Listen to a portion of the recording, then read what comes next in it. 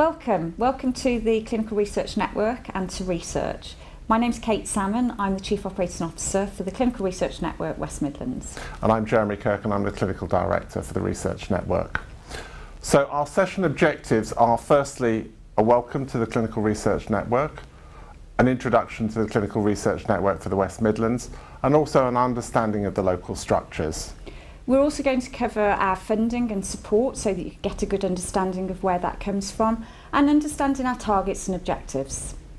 So it's a really exciting UK research landscape. We're delivering research in primary care, secondary, tertiary care settings, community, in hospices, in prisons, and it really is a changing landscape out there.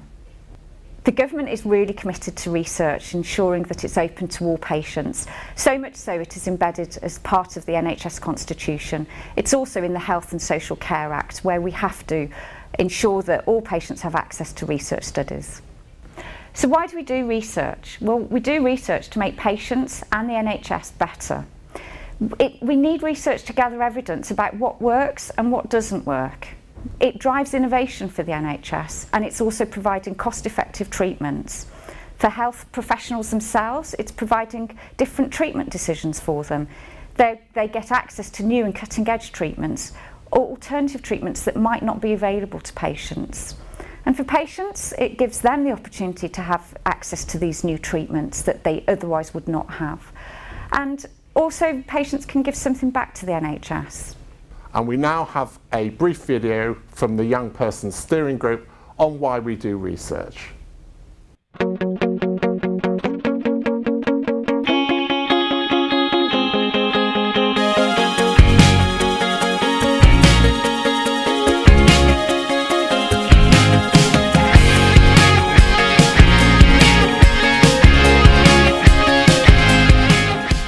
Research staff are the link between academia and practical medicine. Without them and their amazing people skills, it would be extremely hard to recruit patients for clinical trials. So the researchers are really important in explaining the study and making sure that people understand it that don't necessarily have medical knowledge. Especially parents and carers, who are the most important people, as well as the patients themselves.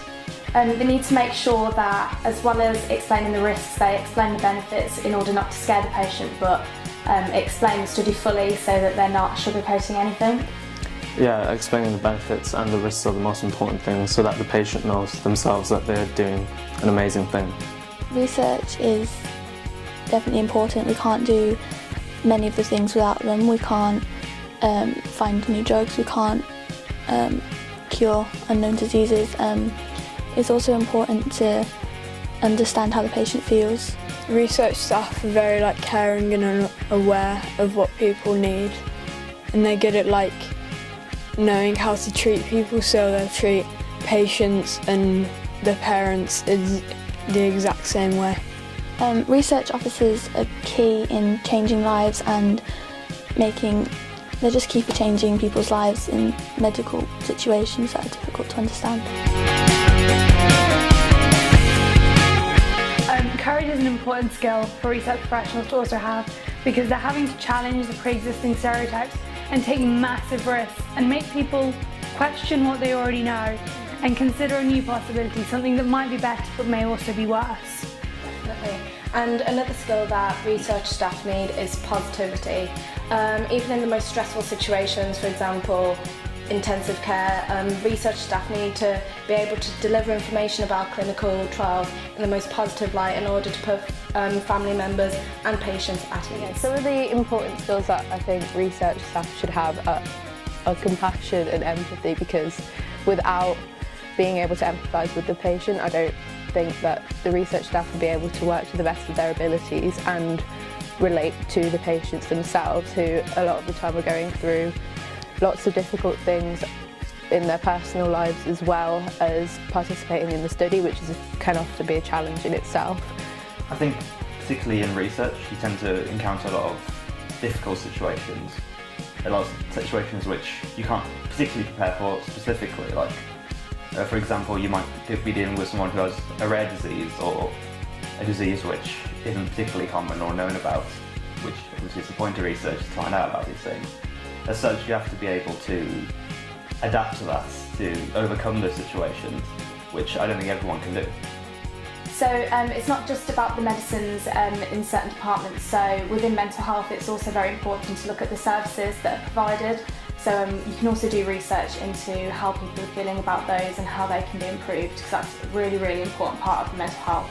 As a research nurse or whatever, you have a very clear goal of what you're setting out to achieve, but at the same time you have to be very sensitive to what the patient's needs are as well, which I think takes quite a heavy degree of resilience, empathy, that kind of thing, which I think is very difficult for a lot of people. I think a lot of people underestimate how much that takes.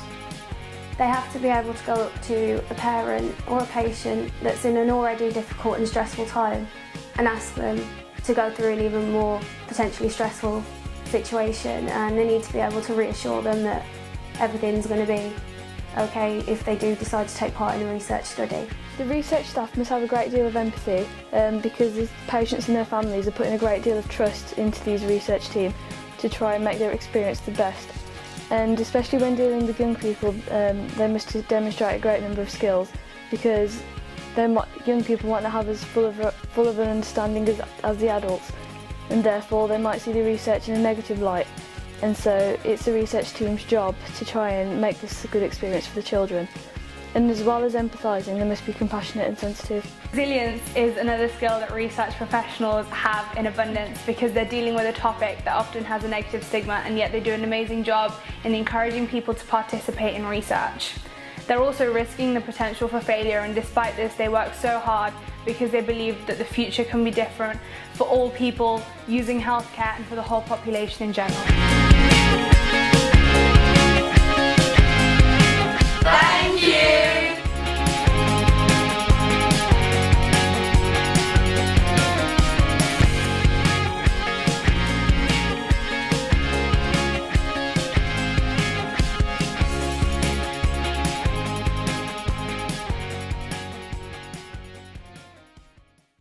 So what is the NIHR? It's the National Institute for Health Research, and it's the research arm of the NHS, and it's directly funded by the Department of Health. It provides funding for specific research programs via public calls for funding. It also provides funding for very specific research facilities, development of people to lead research, and systems to support the delivery of research within the National Health Service. The Clinical Research Network is part of the NIHR, and it is the delivery arm of the NIHR. At a national level, Dr. Jonathan Sheffield is the Chief Executive of the CRN and also head of the CRN National Coordinating Centre. And here is a brief introductory video from Jonathan. Hi, my name's Jonathan Sheffield and I'm the Chief Executive of the National Institute for Health Research Clinical Research Network. I'm a pathologist by training, but for the last 5.5 years I've been helping run the network. I'd like to welcome you to our organisation and just tell you a few reasons why I think research is important and why the contribution you're making to the network will be so important. I've been a doctor for now nearly 36 years, and during that time I've seen a huge range of change in the way that we provide healthcare for patients. The thing that makes the difference to patients is actually the improvements in care that we give. If I look back over my career to what happened to people when they had a heart attack 35 years ago, they had some drugs that managed their arrhythmias, but there were no interventions that you could do acutely that would actually restore the blood flow to the heart muscle. That's all changed now. Now patients come in to hospital, they're immediately admitted into a cardiac catheter lab, and they have a stent put in place and the blood flows restored to their muscle in their heart, and in actual fact that gives a much better outcome. In fact, the complications of heart attacks have dramatically reduced since this new form of treatment. Why am I talking about this? Because the way that this care was introduced into the NHS was through high quality research. All these step changes, improvements we make into the care of our patients is through research. That's why I've been involved in research for the last 35 years of my career, and that's why I want you to get involved and enjoy your time working with the Clinical Research Network. So what's the purpose and what are the aims of the Clinical Research Network? Well, our aim is to make sure that every NHS patient has an opportunity to be involved in research. The more research we do, the more opportunities we give to patients to be involved in research, the quicker we'll answer questions about how to improve the care we give on a daily basis to patients across the NHS. So our values are about making sure that patients have the opportunity to be involved in research. And that what we really want to do is make sure that all NHS organisations are engaged in that endeavour. It doesn't matter whether you're in a teaching hospital, a primary care practice, or a physiotherapist clinic in a community hospital. We absolutely want our staff in the NHS and patients who come to the NHS to be involved in research. So what is the CRN? It's one national network but has 15 local branches, and we have national high-level objectives. We have network-funded staff in NHS hospital trusts, universities and other health and social care settings. And we also provide regional infrastructure to coordinate and deliver clinical research, such as research teams, and also to meet our high-level objectives. So our vision and purpose is that clinical research is a part of healthcare for all, and our national network makes people and also the NHS better by enabling and embedding high-quality clinical research. And by doing this, we can improve the health and wealth of the nation through health research. As we've already alluded to, the West Midlands is one of 15 national networks in England. In fact, it's the largest of the 15 networks, with covering a population of 5.6 million people. So our network is hosted by the Royal Wolverhampton NHS Trust, and David Lawton is the Chief Executive. There are 29 trusts across the West Midlands. We have 22 CCGs and over 950 GP practices. We are also looking at research in public health, in our prisons and in our other settings. So we have 7 high-level objectives that really are our main drivers, but there are also specialty objectives within that. We have about 30 of those. The high-level objectives are to increase the number of patients recruited. To deliver to time and target is actually really, really important, because if we can show that we can deliver studies to time and target, that is how we're going to attract commercial companies to the UK as a research site, and that is one of the main aims. So the structure of the network is we have the Chief Executive, David Lawton. The Medical Director is actively involved in the network as well. Of course, then there's Jeremy and myself. I have a team of senior managers who support me in our operational work. And Jeremy has 6 divisional leads, clinical research leads, and then a number of specialty leads from the clinical aspect. The network is divided up into 6 divisions, which cover over 30 different specialties. The different divisions are divided up on the basis often of mutual and similar specialties, but also size of the portfolio. And each division has a research delivery manager and also a clinical research lead, i.e. a divisional lead on the clinical side. So Division 1 has Pauline Ball as the research delivery manager and Professor Murray Brunt as the clinical research lead. Division 2 covers a number of different specialties, mainly chronic diseases such as diabetes, stroke and cardiovascular disease. And Dr. Trevor Allen is the research delivery manager, and Dr. Nigel Capps is the clinical research lead. Division 3 has Dr. Linda Porter as the research delivery manager and Professor Andy Ewer as the clinical research lead, and covers children, reproductive health and childbirth, as well as genetics and non-malignant haematology. Division 4 contains mental health, neurological diseases and dementia, and has Carly Craddock as the research delivery manager and Professor Clive Hawkins as the clinical research lead. Division 5 is subdivided into primary care and also a number of other specialties such as ageing, health services and delivery, musculoskeletal. For the non-primary care, Dr. Andrea Shilton is the research delivery manager and Dr. Tom Sheeran is the clinical research lead.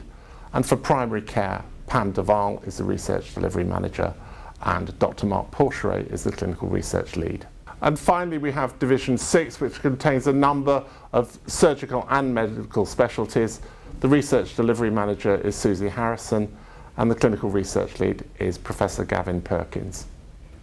So annually we receive approximately £30 million, and that's distributed across the West Midlands. It funds over 500 staff in all of the organisations and different primary care settings, community settings, as we've said. These staff can be nursing, clinical, data managers, administrators, and that really is helping deliver, providing the support costs for research. We recruited over 64,000 patients into studies last year, which was the highest recruiting network in England, which is a great result for us. And we have a similar target set for this year. So what does the network, what do my senior managers and team, what can we offer you? So the network provides an early contact and engagement team for researchers. There's a study support service. We have an industry team who have a wealth of knowledge and experience with our commercial partners. We also have a business delivery branch that covers patient and public engagement, communications. Really important for you is workforce development, which is a key driver for the NIHR and the CRN.